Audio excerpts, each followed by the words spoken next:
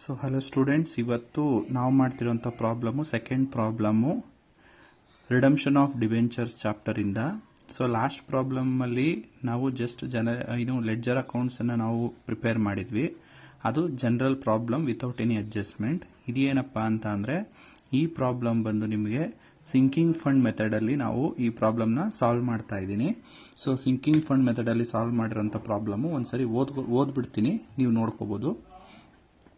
On 1st January 2016, Manju Products Limited issued debentures for 1 lakh redeemable at par at the end of 5 years, and it was resolved that a sinking fund should be formed and invested in government securities. So, debentures ನ issue ಮಾಡ್ತಿದ್ದಾರೆ ಮಂಜು products limited ಅವರು. 1 ಲಕ್ಷ ರೂಪಾಯಿ redeemable at the end of 5 years, ಅಂದ್ರೆ 5 ವರ್ಷ ಆದ್ಮೇಲೆ ಅದನ್ನ redeem ಮಾಡ್ತಾರಂತೆ. And it was resolved that sinking fund should be formed and invested in government securities. So sinking fund ಅಂತ ಒಂದು ಫಂಡ್ ಅನ್ನ ಕ್ರಿಯೇಟ್ ಮಾಡಿ ಆ ಫಂಡ್ ಅನ್ನ ನಾವೇನ್ ಮಾಡ್ಬೇಕಂತೆ ಗವರ್ನಮೆಂಟ್ ಸೆಕ್ಯೂರಿಟೀಸ್ ಅಲ್ಲಿ ಇನ್ವೆಸ್ಟ್ ಮಾಡಬೇಕು ಅಂತ ಹೇಳ್ತಿದ್ದಾರೆ. Show the ledger account for 5 years, 5 ವರ್ಷಕ್ಕೆ ಲೆಡ್ಜರ್ ಅಕೌಂಟ್ಸ್ ನ ಶೋ ಮಾಡಿ. Assuming that the interest rate was 5%. So 5% interest rate ಅನ್ನ ನಾವು ಚಾರ್ಜ್ ಮಾಡಿ ಅಂತ ಹೇಳ್ತಿದ್ದಾರೆ. And investments were realised at a loss of ₹300 at the end of 5 years. ಇಲ್ಲಿ government securities ಅಲ್ಲಿ ಇನ್ವೆಸ್ಟ್ ಮಾಡಿರೋದು ಏನಾಗಿದೆಯಂತೆ, 5 ವರ್ಷದ ನಂತರ ₹300 ಲಾಸ್ ಅಲ್ಲಿ ರಿಯಲೈಸ್ ಆಗಿದೆಯಂತೆ. The sinking fund table shows that 0.180975 so invested at the end of each year. So sinking fund ಅಲ್ಲಿ ಎಷ್ಟು ಇನ್ವೆಸ್ಟ್ ಮಾಡ್ತಿದ್ದಾರೆ ಅಂತ ಅಂದ್ರೆ 0.18075 ಇದನ್ನ ಇನ್ನಿಷ್ಟು ರುಪೀಸ್ ನ ಇನ್ವೆಸ್ಟ್ ಮಾಡ್ತಿದ್ದಾರೆ. ಅದನ್ನ ನಾವು ಟೋಟಲ್ ಆಗಿ ಕ್ಯಾಲ್ಕುಲೇಟ್ ಮಾಡ್ಕೋಬೇಕು. ಹೆಂಗ್ ಮಾಡ್ಕೋಬೇಕು ಅಂತ ಅಂದ್ಬಿಟ್ಟು ನಾನು ತೋರಿಸ್ತೀನಿ ಆಮೇಲೆ. So each year at 5%. So 5% rate ಅಲ್ಲಿ ನಾವು ಇನ್ವೆಸ್ಟ್ ಮಾಡಬೇಕಂತೆ. Compound interest will produce ₹1 at the end of 5 years. So ₹1 at the end of 5 years. So 5 compound interest ಅನ್ನು ಕೂಡ ನಾವು ಕ್ಯಾಲ್ಕುಲೇಟ್ ಮಾಡ್ಕೋಬೇಕು ಅಂತ ಹೇಳ್ತಿದ್ದಾರೆ. ಸೊ ಇದರಲ್ಲಿ ನಾವು ಮಾಡಬೇಕಾಗಿರೋ ಮೊದಲನೇ ಸ್ಟೆಪ್ ಏನಪ್ಪಾ ಅಂತ ಅಂದ್ರೆ, ಸೊ ಆನ್ಯುಯಲ್ ಕಾಂಟ್ರಿಬ್ಯೂಷನ್ ಅನ್ನ ನಾವು ಎಷ್ಟು ಕೊಡ್ತಿದೀವಿ ಅಂತ ಅಂದ್ಬಿಟ್ಟು ಕ್ಯಾಲ್ಕುಲೇಟ್ ಮಾಡ್ಕೋಬೇಕು. ಸೊ ಆನ್ಯುಯಲ್ ಕಾಂಟ್ರಿಬ್ಯೂಷನ್ ಯಾವ ರೀತಿ ಕ್ಯಾಲ್ಕುಲೇಟ್ ಮಾಡ್ತೀವಿ ಅಂತ ಅಂದ್ರೆ, ಸೊ ಇಲ್ಲಿ ನಮಗೆ ಕೊಟ್ಟಿರುವಂತಹ ₹1 conversion value, so 0.180975 into 1 lakh rupees ಈ ಡಿಬೆಂಚರ್ ವ್ಯಾಲ್ಯೂ ಏನಿದೆ ಅದು. So 0.18075 into 1 lakh rupees. So ನಮಗೆ 18,097.50 rupees ಬರುತ್ತೆ. So 1,80,975 into 1 lakh rupees 18,097.50 rupees ಆಗುತ್ತೆ. ಸೊ ಇದು ನಮಗೆ ಆನ್ಯುಯಲ್ ಆಗಿ ಬರುವಂತಹ ಕಾಂಟ್ರಿಬ್ಯೂಷನ್ ಆಗಿರುತ್ತೆ. ಓಕೆನಾ? ಸೊ ಈಗ ಫಸ್ಟ್ ನಾವು ಡಿಬೆಂಚರ್ ಅಕೌಂಟ್ ಅನ್ನ ಪ್ರಿಪೇರ್ ಮಾಡೋಣ. ಸೊ ಇಲ್ಲಿ ನಮಗೆ ಮೇನ್ ಬರುವಂತಹ ಅಕೌಂಟ್ಸ್ ಯಾವ್ದು ಅಂತ ಅಂದ್ರೆ debenture account, debenture holder account, sinking fund account ಮತ್ತೆ sinking fund investment account. Okay, so ಇಷ್ಟ ಅಕೌಂಟ್ ಬರುತ್ತೆ. ಇದರಲ್ಲಿ ನಾನು ಫಸ್ಟ್ ನಿಮಗೆ ತೋರಿಸ್ತಾ ಇರೋದು debentures account. So debentures account ಅಲ್ಲಿ ಏನಪ್ಪಾ ಅಂತ ಅಂದ್ರೆ ನಿಮಗೆ 1 ವರ್ಷದ ಎಂಟ್ರಿ ಏನ್ ಬರುತ್ತೆ ಅದೇ ಮತ್ತೆ ಪ್ರತಿ ವರ್ಷನೂ ಕೂಡ ರಿಪೀಟ್ ಆಗ್ತಾ ಹೋಗುತ್ತೆ. ಇದೇ ನಿಮಗೆ ಅಷ್ಟು ಪ್ರಾಬ್ಲಮ್ ಆಗೋದಿಲ್ಲ. ಓಕೆನಾ? ಯಾಕೆ ಅಂತ ಹೇಳ್ತೀನಿ ನೋಡಿ. So debentures account debit to credit format ಹಾಕೋತೀವಿ. So 1st January 2016. So 1st January 2016 by bank account 1 lakh rupees. ಯಾವ್ದಿದು by bank account 1 lakh rupees ಅಂತ ಅಂದ್ರೆ, ಸೊ ನಾವಿಲ್ಲಿ 1st January 2016 ಏನ್ ಮಾಡ್ತಾ ಇದೀವಿ, 1 lakh ವರ್ತ್ ಆಫ್ ಡಿಬೆಂಚರ್ಸ್ ನ ನಾವು ಇಶ್ಯೂ ಮಾಡ್ತಿರೋದ್ರಿಂದ ಸೊ ಆ ಅಮೌಂಟ್ ಅನ್ನ ನಾವಿಲ್ಲಿ ತಗೋತಾ ಇದ್ದೀವಿ 1 lakh rupees. So by bank account 1 lakh rupees. ಇದು ಬಿಗಿನಿಂಗ್ ಆಫ್ ದ ಇಯರ್ ಅಲ್ಲಿ ರೆಕಾರ್ಡ್ ಮಾಡೋದು. At the end of the year 31st December 2016 ಅಲ್ಲಿ ಏನ್ ಮಾಡ್ತೀವಿ, ಟು ಬ್ಯಾಲೆನ್ಸ್ ಕ್ಯಾರಿಡ್ ಡೌನ್ ಅಂತ ಹೇಳ್ಬಿಟ್ಟು 1 lakh rupees ನ ಕ್ಯಾರಿಡ್ ಡೌನ್ ಮಾಡ್ತೀವಿ. ಅಂದ್ರೆ ಇಯರ್ ಎಂಡ್ ಆದ್ಮೇಲೆ ಅದನ್ನ ಕ್ಲೋಸ್ ಮಾಡ್ತಾ ಇದೀವಿ. By bank account 1 lakh rupees. The same balance is carried to debit side to balance carried down 1 lakh rupees. So ಇಲ್ಲಿ ಕ್ಯಾರಿಡ್ ಡೌನ್ ಮಾಡ್ತಾ ಇದೀವಿ ಅಂದ್ರೆ ನೆಕ್ಸ್ಟ್ ಇಯರ್ಗೆ ಏನಾಗುತ್ತೆ, ಅದು ಬ್ರಾಡ್ ಡೌನ್ ಆಗುತ್ತೆ. So carried down, brought down 1 lakh rupees. Same ಇಲ್ಲಿ brought down ಆದಮೇಲೆ ಮತ್ತೆ ಇಲ್ಲೇನು ಇಶ್ಯೂ ಮಾಡಿರೋದಿಲ್ಲ. ಸೊ ಏನು ಇಶ್ಯೂ ಮಾಡಿಲ್ಲ ಅಂತ ಅಂದ್ಬಿಟ್ಟು ನಾವೇನು ಮಾಡ್ತೀವಿ, ಸೇಮ್ ಅಮೌಂಟನ್ನೇ ಡೆಬಿಟ್ ಸೈಡ್ ತಗೊಂಡು ಕ್ಯಾರಿಡ್ ಡೌನ್ ಮಾಡ್ತೀವಿ. ಸೊ ಸೇಮ್ ಥರ ಸೇಮ್ ಟೈಪ್ 3 ಅಥವಾ 5 ವರ್ಷ ಎಷ್ಟು ಕೊಟ್ಟಿರ್ತಾರೆ ಅಷ್ಟು ವರ್ಷ ಮಾಡ್ಕೋಬೇಕು. ನೋಡ್ಬೋದು, by balance brought down, by balance brought down 1 lakh rupees, by balance brought down 1 lakh rupees, by balance brought down 1 lakh rupees. ಅದಾದ ಮೇಲೆ 2 balance carried down, 2 balance carried down, 2 balance carried down, same 1 lakh rupees. ಅದಾದ ಮೇಲೆ last ಇಯರ್ನಲ್ಲಿ ಮಾತ್ರ ಬಿಟ್ changes ಆಗುತ್ತೆ. ಏನದು changes ಅಂತ ಅಂದರೆ, last year ಯಾವುದಿದು 5 ವರ್ಷ. ಸೊ 1, 2, 3, 4, 5. ಸೊ ಕೊನೆಯ ವರ್ಷ ಏನಾಗುತ್ತೆ, by balance brought down 1 lakh rupees, ಅದನ್ನ ಲಾಸ್ಟ್ ಇಯರ್ ಅಲ್ಲಿ ಎಲ್ಲಿಗೆ ಟ್ರಾನ್ಸ್ಫರ್ ಮಾಡ್ತೀವಿ ಅಂದರೆ 31st December 2020 to debenture holders account. Debenture holders ಅಕೌಂಟ್ಗೆ ಲಾಸ್ಟ್ ಇಯರು ಟ್ರಾನ್ಸ್ಫರ್ ಮಾಡ್ತೀವಿ. ಈ ಡಿಬೆಂಚರ್ ಹೋಲ್ಡರ್ಸ್ ಅಕೌಂಟ್ ಯಾಕೆ ಅಂತ ಅಂದರೆ, ಕೊನೆಯ ವರ್ಷ ನಾವೇನು ಮಾಡ್ತೀವಿ, ಪೇ ಆಫ್ ಮಾಡ್ತೀವಿ, ಅಂದರೆ ವಾಪಸ್ ಕೊಟ್ಬಿಡ್ತೀವಿ ದುಡ್ಡನ್ನು. ಅದಕ್ಕೋಸ್ಕರ ಇಲ್ಲಿ ಡಿಬೆಂಚರ್ ಹೋಲ್ಡರ್ಸ್ ಅಕೌಂಟ್ ಅಂತ ರೆಕಾರ್ಡ್ ಮಾಡ್ಕೋತೀವಿ. ಸೊ ಲಾಸ್ಟ್ ಇಯರ್ ಅಲ್ಲಿ ನಾವೇನು ಮಾಡಬೇಕು, ಇದನ್ನ ಏನು ನಾವಿಲ್ಲಿ ಡಿಬೆಂಚರ್ ಹೋಲ್ಡರ್ಸ್ ಅಕೌಂಟ್ ಅಂತ ಬರೆದಿದ್ದೀವಿ, ಅದನ್ನೇನೆ ನಾವು ಸಪರೇಟ್ ಅಕೌಂಟ್ ಅಂತ ತೋರಿಸ್ತೀವಿ. ಸೊ ಅದು ಇದೆ. So debenture holders account, okay, debit credit. So by debenture account. So ಇಲ್ಲಿ ಡೆಬಿಟ್ ಆಗಿದೆ ಅಂತ ಅಂದರೆ ಇದರ ಕರಸ್ಪಾಂಡಿಂಗ್ ಡಿಬೆಂಚರ್ ಹೋಲ್ಡರ್ಸ್ ಅಕೌಂಟ್ ಅಲ್ಲಿ ಏನಾಗುತ್ತೆ, ಕ್ರೆಡಿಟ್ ಆಗುತ್ತೆ. ಯಾವ account, debenture account. So debenture holders account credited by debenture account 1 lakh rupees. ಇದನ್ನ ಏನ್ ಮಾಡ್ತೀವಿ, ಪೇ ಮಾಡ್ತಾ ಇದ್ದೀವಿ. ಯಾವುದ್ರ ಮುಖಾಂತರ, cash or bank account 1 lakh rupees. ಓಕೆನಾ. ಸೊ ಇಷ್ಟು ನಿಮ್ಮ debenture account and debenture holders account. ಇದಾದ್ಮೇಲೆ ಬರುವಂಥದ್ದು ಮೋಸ್ಟ್ ಇಂಪಾರ್ಟೆಂಟ್ ಅಕೌಂಟ್ ಯಾವುದಪ್ಪ ಅಂತ ಅಂದರೆ sinking fund account. So sinking fund account ಅಂದ್ರೆ ಏನಪ್ಪ ಅಂತ ಅಂದರೆ, ಸೊ ಇಲ್ಲಿ ನಾವೇನು ಅಮೌಂಟನ್ನು ನಾವು ಆಗಲೇ ಕ್ಯಾಲ್ಕುಲೇಟ್ ಮಾಡಿದ್ವಿ. ಸೊ ಅದನ್ನು ನಾವೇನು ಮಾಡ್ತೀವಿ ಅಂದರೆ, ಈ ಅಮೌಂಟ್ ಏನಿದೆ 18,097, ಅದರ ಜೊತೆಗೆ ಆನ್ಯುವಲ್ ಇಂಟ್ರೆಸ್ಟ್ ನಾವೇನು ಗೇನ್ ಮಾಡ್ತಾ ಇದ್ದೀವಿ, ಎರಡನ್ನೂ ಕೂಡ ರೆಕಾರ್ಡ್ ಮಾಡ್ಕೊಳ್ಳುವಂತಹ ಅಮೌಂಟು. ಇಂಟ್ರೆಸ್ಟ್ ಹೆಂಗೆ ಕ್ಯಾಲ್ಕುಲೇಟ್ ಮಾಡ್ತೀವಿ ಹೇಳ್ತೀನಿ ನಾನು ನಿಮಗೆ. So sinking fund account, debit credit. So first ಇಯರಲ್ಲಿ ನಮಗೇನು ಅಂತ ಚೇಂಜಸ್ ಗೊತ್ತಾಗಲ್ಲ. ಯಾಕೆ ಅಂತ ಅಂದರೆ, ಸೊ ಫಸ್ಟ್ ಇಯರಲ್ಲೇ ನಮಗೆ ಫಸ್ಟ್ ಬರುವಂತಹ ಕಾಂಟ್ರಿಬ್ಯೂಷನ್ ಬರೋದು, ಆನ್ಯುವಲ್ ಕಾಂಟ್ರಿಬ್ಯೂಷನ್ ಬರೋದು ಇಲ್ಲೇ. ಸೊ ಫಸ್ಟ್ ನಾವು ಇನ್ವೆಸ್ಟ್ ಮಾಡಿದ್ಮೇಲೆ ಅವ್ರು ಇಂಟ್ರೆಸ್ಟ್ ಕೊಡ್ತಾರೆ. ಸೊ 1 ವರ್ಷ ನಾವು ಇನ್ವೆಸ್ಟ್ ಮಾಡಿರೋದಿಲ್ಲ.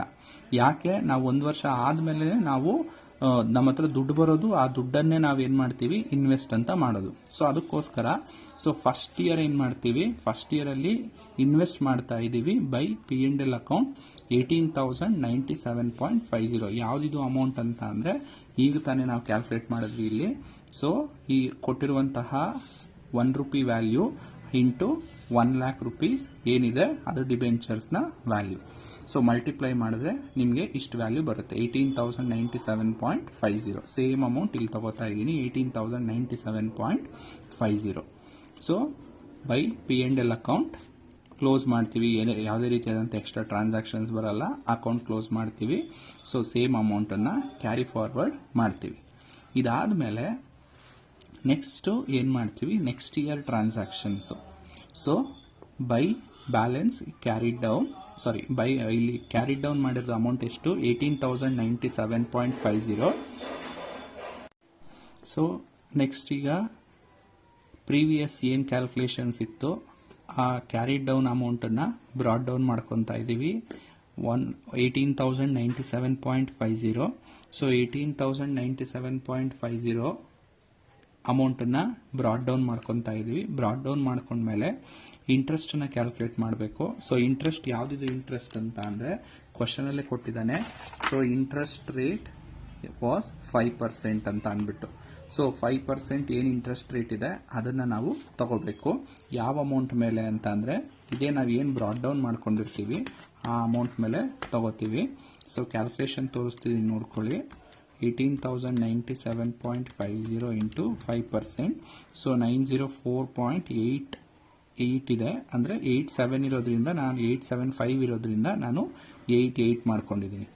ಓಕೆ, ಅದ್ರ ಜೊತೆಗೆ 18,097.50 ಪ್ಲಸ್ 18,097.50 ಟೋಟಲ್ಲು 37,099.875 ಮಾಡ್ಕೊಂಡಿದ್ದೀನಿ. ಸೊ ಸೇಮ್ ಅಮೌಂಟನ್ನೇ ನಾವಿಲ್ಲಿ ಏನು ಮಾಡ್ಕೊತೀವಿ, ಟ್ರಾನ್ಸ್ಫರ್ ಮಾಡ್ಕೊತೀವಿ.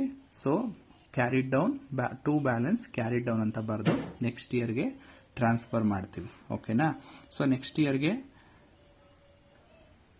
37,099.88 ಅಮೌಂಟನ್ನು ತಗೋತಾ ಇದ್ದೀವಿ. ಇದಾದ್ಮೇಲೆ ನೆಕ್ಸ್ಟು ಇದಕ್ಕೂ ಕೂಡ ಸೇಮ್ ಸ್ಟೆಪ್ಪು. ಫಸ್ಟ್ ಏನು ಮಾಡ್ತೀವಿ, ಬ್ಯಾಲೆನ್ಸ್ ಬ್ರಾಡ್ ಡೌನು, ಅದಾದ್ಮೇಲೆ ಇಂಟ್ರೆಸ್ಟ್ ಕ್ಯಾಲ್ಕುಲೇಷನು, ಅದಾದ್ಮೇಲೆ P&L account. So P&L account ಏನು ಚೇಂಜ್ ಆಗಲ್ಲ, ಯಾವ ವರ್ಷನೂ ಏನು ಅಮೌಂಟ್ ಇತ್ತೋ ಅದೇ ಅಮೌಂಟೇ ಇಲ್ಲೂ ಕೂಡ ಬರುತ್ತೆ. ಇಂಟ್ರೆಸ್ಟನ್ನು ಮಾತ್ರ ಕ್ಯಾಲ್ಕುಲೇಟ್ ಮಾಡ್ಕೋಬೇಕು. ಸೊ ಇಂಟ್ರೆಸ್ಟ್ ಏನು ಅಂತ ಅಂದರೆ 37,099.88 ಇಂಟು ಪರ್ಸೆಂಟೇಜ್ ಎಷ್ಟು 5%. ಸೊ 1,854.99. ಸೊ ಸೇಮ್ ಅಮೌಂಟು ಇದನ್ನು ಟೋಟಲ್ ಮಾಡ್ಕೊತೀವಿ. ಸೊ ಟೋಟಲ್ ಮಾಡಿಕೊಂಡ್ರೆ 57,052.37 ಬರುತ್ತೆ. ಸೇಮ್ ಅಮೌಂಟನ್ನು ಕ್ಯಾರಿಡ್ ಡೌನ್ ಮತ್ತೆ ನೆಕ್ಸ್ಟ್ ಇಯರ್ಗೆ ಬ್ರಾಡ್ ಡೌನ್ ಮಾಡ್ಕೊತೀವಿ. ಸೊ ಇದಾದಮೇಲೆ ನೆಕ್ಸ್ಟ್ ಇಯರು 57,052.37 ಇಂಟು 5%. ಸೊ 2,852.618 ಇದೆ. ಸೊ 8 ಇರೋದ್ರಿಂದ 62 ಮಾಡ್ಕೊಂಡಿದ್ದೀವಿ ಇಲ್ಲಿ. ಸೊ ಈ ಥರ ಕ್ಯಾಲ್ಕುಲೇಷನ್ ಮಾಡಿಕೊಂಡು ಎಷ್ಟು ವರ್ಷಕ್ಕೆ ಕೊಟ್ಟಿರ್ತಾನೆ ಅಷ್ಟು ವರ್ಷ ನಾವು ಮಾಡ್ಕೋಬೇಕಾಗತ್ತೆ. ಸೊ ಈ ವರ್ಷನೂ ನಾವು ಮಾಡ್ಕೊತಾ ಇದ್ದೀವಿ 18,097.50. ಪ್ರೀವಿಯಸ್ ಟೋಟಲ್ ಏನಿರುತ್ತೆ ಆನ್ಯುವಲ್ ಕಾಂಟ್ರಿಬ್ಯೂಷನ್ನು ಸೇಮ್ ಅಮೌಂಟು ಇಷ್ಟು ತಗೊಂಡು ಟೋಟಲ್ ಮಾಡಿದಾಗ 78,002.49 rupees ಬರುತ್ತೆ. ಸೊ ಇದಾದ ಮೇಲೆ ನೆಕ್ಸ್ಟ್ ಇಯರ್ ಕ್ಯಾಲ್ಕುಲೇಷನ್ನು ಇದು last year. So last year 31/12/2020. So first ಏನು ಮಾಡ್ತೀವಿ, ಬ್ಯಾಲೆನ್ಸ್ ಬ್ರಾಡ್ ಡೌನ್ ಮಾಡ್ಕೋತೀವಿ. ಯಾವ ಅಮೌಂಟು ಇಲ್ಲಿತ್ತಲ್ಲ 78,002.49 ಅದನ್ನೇ ಇಲ್ಲಿ ಫಸ್ಟು ಬ್ರಾಡ್ ಡೌನ್ ಮಾಡ್ಕೋತೀವಿ. ಸೊ ಬ್ರಾಡ್ ಡೌನ್ ಮಾಡ್ಕೊಂಡ್ಮೇಲೆ ಇಂಟ್ರೆಸ್ಟ್ ಕ್ಯಾಲ್ಕುಲೇಟ್ ಮಾಡ್ತೀವಿ. ಸೊ ಇಂಟ್ರೆಸ್ಟ್ ಅಮೌಂಟ್ ಬರುತ್ತೆ. ಇಂಟ್ರೆಸ್ಟ್ ಅಮೌಂಟು 3,900.01 ಬೇಕಾದ್ರೆ ನೋಡ್ಬೋದು. 78,002.49 ಇಂಟು 5%, 3,900.1. ಓಕೆ. ಸೊ 3,900.1 ಅದರ ಜೊತೆಗೆ ಆನ್ಯುವಲ್ ಕಾಂಟ್ರಿಬ್ಯೂಷನ್. ಸೊ ಇವು ಮೂರನ್ನು ಟೋಟಲ್ ಮಾಡಿದ್ರೆ 1 lakh rupees ಆಗುತ್ತೆ. So 78,002.49 plus 3,900.1 plus 18,097.50. So total ಆಗಿ 1 lakh rupees ಆಗುತ್ತೆ. 1 lakh rupees ಇದರಲ್ಲಿ ಸಿಂಕಿಂಗ್ ಫಂಡ್ ಇನ್ವೆಸ್ಟ್ಮೆಂಟ್ ಲಾಸ್ ಅಂತ ಅಂದ್ಬಿಟ್ಟು ಪ್ರಾಬ್ಲಮ್ ಅಲ್ಲಿ ಹೇಳಿದ್ದಾರೆ. ಸೊ ಎಲ್ಲಿದೆ ಅಂತ ಅಂದ್ರೆ ಇಲ್ಲಿದೆ ನೋಡಿ. So investments var realise at a loss of ₹300 rupees loss ಅಂತ ಇದೆ. ಸೊ ಆ ಲಾಸ್ನ ನಾವು ಎಲ್ಲಿ ತಗೋತೀವಿ ಅಂದರೆ ಲಾಸ್ಟ್ ಇಯರ್ ಅಲ್ಲಿ sinking fund account investment account ₹300 loss ಅಂತ ಕನ್ಸಿಡರ್ ಮಾಡ್ತೀವಿ. ಓಕೆನಾ. ಸೊ ಇದನ್ನೇ ನಾವು ಏನಂತ ಹೇಳ್ತೀವಿ, ಪ್ರಾಬ್ಲಮ್ ಅಲ್ಲಿ ಕೊಟ್ಟಿರುವಂತಹ ಲಾಸ್. ಸೊ ಈಗ ನಾವು ಅಕೌಂಟ್ ಬ್ಯಾಲೆನ್ಸ್ ಮಾಡ್ಕೊಂತೀವಿ. 1 lakh ಅಲ್ಲಿ 300 rupees ಹೋದ್ರೆ ಇನ್ನು ಉಳಿಯೋದು 99,700 rupees. ಓಕೆನಾ. ಸೊ ಇದಾದ ಮೇಲೆ ಅಕೌಂಟನ್ನ ಕ್ಲೋಸ್ ಮಾಡಿ ನೆಕ್ಸ್ಟ್ ಲಾಸ್ಟ್ ಅಕೌಂಟ್ ಇನ್ನೊಂದಿದೆ. ಅದು ಯಾವುದಪ್ಪ ಅಂತ ಅಂದರೆ ಸಿಂಕಿಂಗ್ ಫಂಡ್ ಇನ್ವೆಸ್ಟ್ಮೆಂಟ್ ಅಕೌಂಟನ್ನು ನಾವು ಪ್ರಿಪೇರ್ ಮಾಡಬೇಕು. ಸೊ ಫಾರ್ಮ್ಯಾಟು ಸೇಮ್ ಇರುತ್ತೆ.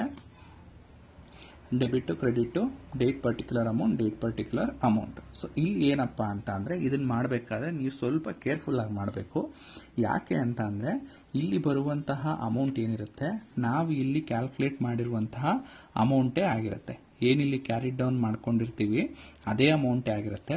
ಬಟ್ ಏನಪ್ಪ ಒಂದೇ ಒಂದು ಸಣ್ಣ ಡಿಫ್ರೆನ್ಸ್ ಏನಂದರೆ ಈ ಥರ ಪಾಯಿಂಟ್ ವ್ಯಾಲ್ಯೂಸ್ ಬಂದಿರುತ್ತಲ್ಲ ಅದನ್ನು ನೆಕ್ಸ್ಟ್ 10 rupeesಗೆ ರೌಂಡ್ ಆಫ್ ಮಾಡ್ಕೊತೀವಿ. ಈಗ ಫಾರ್ ಎಕ್ಸಾಂಪಲ್ ಈಗ ಇಲ್ಲಿ ಎಷ್ಟು ಬಂದಿದೆ, 18,097.50 ಬಂದಿದೆ. ಸೊ ನಾವು ಇನ್ವೆಸ್ಟ್ ಮಾಡಬೇಕಾದ್ರೆ ಈ ತರ ನಾವು ಪಾಯಿಂಟ್ ವ್ಯಾಲ್ಯೂಸ್ ಅಲ್ಲಿ ಇನ್ವೆಸ್ಟ್ ಮಾಡ್ಲಿಕ್ಕೆ ಆಗೋದಿಲ್ಲ. ಸೊ ಅದಕ್ಕೆ ನಾವೇನ್ ಮಾಡ್ತೀವಿ ಅಂದ್ರೆ 18,097ಗೆ ನೆಕ್ಸ್ಟ್ 10 ಅಲ್ಲಿ ರೌಂಡ್ ಆಫ್ ಫಿಗರ್ ಯಾವುದು, 18,100 rupees. ಸೊ 18,100 rupees ಅಂತ ರೌಂಡ್ ಆಫ್ ಮಾಡ್ಕೊಂತೀವಿ. So by balance carried down 18,100 ಅಂದ್ರೆ ಮುಂಚೆ ಎಲ್ಲಿ ತಗೊಂತೀವಿ ಅಂದ್ರೆ ಫಸ್ಟ್ ಇಲ್ಲಿ we will record into bank account 18,100. ಅದನ್ನ ನಾವು ಟೋಟಲ್ ಮಾಡಿಕೊಂಡು ನೆಕ್ಸ್ಟ್ ಇಯರ್ಗೆ ಕ್ಯಾರಿಡ್ ಡೌನ್ ಮಾಡ್ಕೊಂತೀವಿ 18,100. ಸೊ ಟು ಬ್ಯಾಂಕ್ ಅಕೌಂಟ್ 18,100 ಅದನ್ನ ಟ್ರಾನ್ಸ್ಫರ್ ಮಾಡಿಕೊಂಡು ಬ್ಯಾಲೆನ್ಸ್ ಮಾಡ್ಕೊಂತೀವಿ 18,100. ಇದನ್ನೇನೆ ಕ್ಯಾರಿಡ್ ಡೌನ್ ಆದ್ಮೇಲೆ ಮತ್ತೆ ಬ್ರಾಡ್ ಡೌನ್ ಮಾಡ್ಕೊಂತೀವಿ 18,100. ಅದಾದ ಮೇಲೆ ನೆಕ್ಸ್ಟ್ ಇಯರ್ಗೆ ಕೇರ್ಫುಲ್ ಆಗಿ ನೋಡ್ಕೊಳ್ಳಿ. ನೆಕ್ಸ್ಟ್ ಇಯರ್ಗೆ ನಾವು ಇನ್ವೆಸ್ಟ್ ಮಾಡಬೇಕಾದ್ರೆ ಏನ್ ಮಾಡ್ತೀವಿ ಅಂದ್ರೆ ಈ ಇಂಟ್ರೆಸ್ಟ್ ಆನ್ ಸಿಂಕಿಂಗ್ ಫಂಡ್ ಎರಡನ್ನೂ ಸೇರಿಸಿ ನಾವು ಇನ್ವೆಸ್ಟ್ ಮಾಡ್ತಾ ಹೋಗ್ತೀವಿ. ಫಸ್ಟ್ ಇಯರ್ ಅಲ್ಲಿ ನಮಗೆ ಇಂಟ್ರೆಸ್ಟ್ ಅನ್ನೋದಿರಲಿಲ್ಲ, ಅದಕ್ಕೆ ನಾವು ತಗೊಂಡಿಲ್ಲ.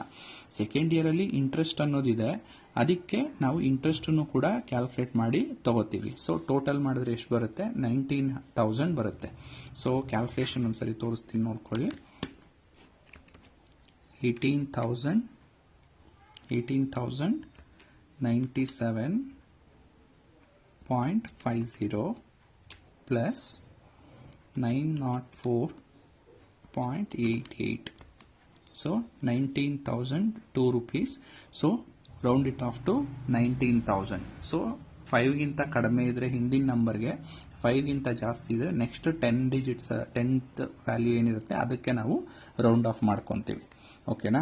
ಸೊ 19,002 ಬಂದಿದೆ, ನಾವಿಲ್ಲಿ 19,000ಗೆ ರೌಂಡ್ ಆಫ್ ಮಾಡ್ಕೊತಾ ಇದ್ವಿ. ಓಕೆನಾ.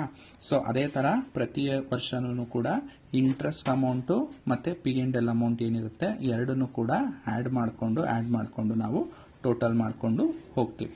ಸೊ ಇಲ್ಲೇನಾಗುತ್ತೆ, ಬ್ಯಾಂಕ್ ಅಕೌಂಟ್ 19,000, 37,100 rupees. ಸೊ 37,100ನೇ ಟ್ರಾನ್ಸ್ಫರ್ ಮಾಡಿಕೊಂಡು ಕ್ರೆಡಿಟ್ ಸೈಡ್ಗೆ ಬ್ಯಾಲೆನ್ಸ್ ಕ್ಯಾರಿಡ್ ಡೌನ್ 37,100 rupees. ಅದಾದ್ಮೇಲೆ ಮತ್ತೆ ಬ್ಯಾಂಕ್ ಅಕೌಂಟ್ 19,950 rupees. ಸೊ ಈ 19,950 ಯಾವುದು ಅಂತ ಅಂದ್ರೆ ಸೊ ಸೆಕೆಂಡ್ ಇಯರ್ ಕ್ಯಾಲ್ಕುಲೇಟ್ ಮಾಡಿದೀವಲ್ವಾ ಅದು. ಸೊ P&L ಅಕೌಂಟ್ ನೋಡ್ಕೋಬಹುದು, 18,097.50 plus 1,854.99. So 19,952 rupees. So 19,950 ಇದಕ್ಕೆ ರೌಂಡ್ ಆಫ್ ಮಾಡ್ಕೊಂತಾ ಇದೀವಿ. ಓಕೆನಾ. ಸೊ 52 ಇದೆ, ಅದ್ರ ಬದಲಾಗಿ 50ಗೆ ರೌಂಡ್ ಆಫ್ ಮಾಡ್ಕೊಂತಾ ಇದೀವಿ. ಸೊ ಏನು ಪ್ರಾಬ್ಲಮ್ ಆಗೋದಿಲ್ಲ ಇದರಿಂದ. ಸೊ ನೀವು ರೌಂಡ್ ಆಫ್ ಮಾಡ್ಕೋಬಹುದು. ಇದಾದ್ಮೇಲೆ ಇವೆರಡನ್ನು ಟೋಟಲ್ ಮಾಡ್ತೀವಿ, 57,050, 57,050. So same carry down brought down ಈ ವರ್ಷನೂ ಕೂಡ ಸೇಮ್ 5750, 20,950. ಇದು ಯಾವುದು, ಇದು ನೆಕ್ಸ್ಟ್ ಇಯರ್ದು. ಇವೆರಡು ಅಮೌಂಟ್ ಅನ್ನು ಟೋಟಲ್ ಮಾಡಿದ್ರೆ ಇಷ್ಟು ಬರುತ್ತೆ. ಇದನ್ನ ಮತ್ತೆ ಟೋಟಲ್ ಮಾಡಿ ಟ್ರಾನ್ಸ್ಫರ್ ಮಾಡಿಕೊಂಡ್ರೆ ಲಾಸ್ಟ್ ಅಲ್ಲಿ ಮಾತ್ರ ಬರಿಬೇಕಾದ್ರೆ ಹುಷಾರು. ಸೊ ಲಾಸ್ಟ್ ಅಲ್ಲಿ ಏನಂತ ಬರಿತೀವಿ ಅಂತ ಅಂದ್ರೆ ಟು ಬ್ಯಾಂಕ್ ಅಕೌಂಟ್. ಯಾವ್ದಿದು ಟು ಬ್ಯಾಂಕ್ ಅಕೌಂಟ್ 300 rupees ಅಂತ ಅಂದ್ರೆ ಇಲ್ಲಿ ನಾವೇನು 300 rupees ಟ್ರಾನ್ಸ್ಫರ್ ಮಾಡ್ಕೊಂಡಿದ್ವಿ, ಲಾಸ್ ಅಂತ ಏನಿತ್ತಲ್ವಾ ಅದೇ ಇಲ್ಲಿ ನಾವಿಲ್ಲಿ ಬ್ಯಾಂಕ್ ಅಕೌಂಟ್ ಅಂತ ಅಂದ್ಬಿಟ್ಟು ತೋರಿಸ್ತಾ ಇದೀವಿ. ಅದಾದ್ಮೇಲೆ ಸಿಂಕಿಂಗ್ ಫಂಡ್ ಅಕೌಂಟ್ 77,000. ಯಾವ್ದಿದು 77 ಅಂದ್ರೆ ಇಲ್ಲಿಂದ ಪ್ರೀವಿಯಸ್ ಇಯರ್ ಇಂದ 78,000 ಟ್ರಾನ್ಸ್ಫರ್ ಮಾಡಿದ್ದೀವಿ. 78,000 ಟ್ರಾನ್ಸ್ಫರ್ ಮಾಡಿಕೊಂಡು ಇಲ್ಲಿ 300 rupees ನಾವು ಮೈನಸ್ ಮಾಡಿದ್ರೆ ಉಳಿಯುವಂತದ್ದೇ 77,700. ಇದನ್ನ ನಾವೇನ್ ಮಾಡ್ತೀವಿ, ಲಾಸ್ಟ್ ಇಯರ್ ಸಿಂಕಿಂಗ್ ಫಂಡ್ ಅಕೌಂಟ್ಗೆ ಟ್ರಾನ್ಸ್ಫರ್ ಮಾಡ್ತೀವಿ. ಸೊ ಇಷ್ಟು ಕೂಡ ಪ್ರಾಬ್ಲಮ್ಮು. ಸೊ ಫಸ್ಟ್ ಏನ್ ಮಾಡಬೇಕು, debenture account, debenture holders account, sinking fund account, ಅದಾದ್ಮೇಲೆ sinking fund investment account. So ಇಷ್ಟು ಮಾಡಿದ್ರೆ ನಿಮಗೆ 15 marks ಬರುತ್ತೆ. ಓಕೆನಾ. So thank you.